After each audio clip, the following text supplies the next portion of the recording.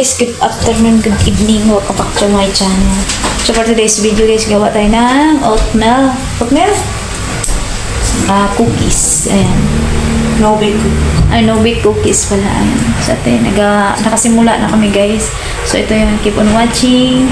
Hindi ko na simulan yung video nang simula sa umpisa. Ito yung aming pinagkaabalahan for today's video.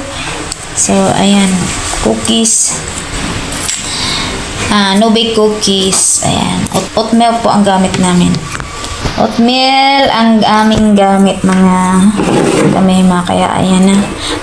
Nahalo na at isa-isahin na naman. Nahalo. Ayusin mo na.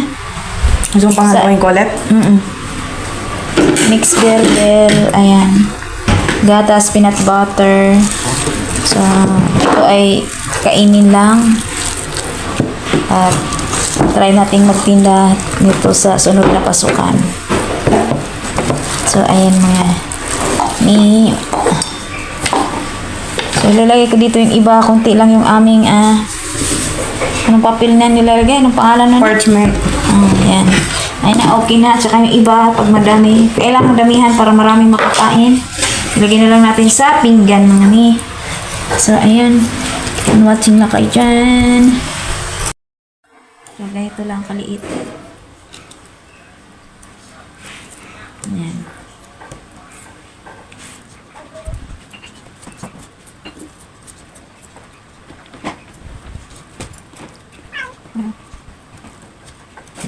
Hindi ko kainin. Bugasan. May matamin. Gasan.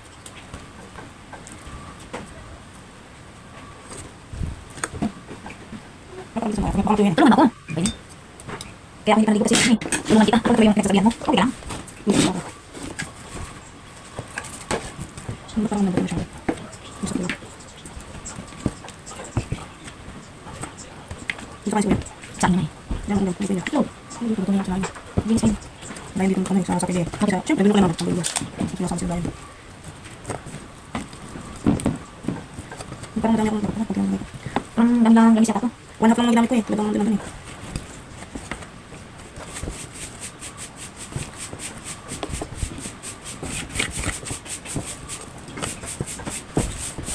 Huwag mo siya masyado pag-alin ha, pag-hiwalayin. Kasi ako tinawa ng pag-alin natin, diba? Ang dami ka.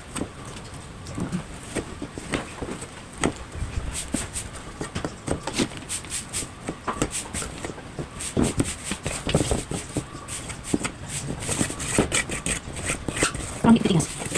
Parang namin hindi ka ba? Hindi ko ba?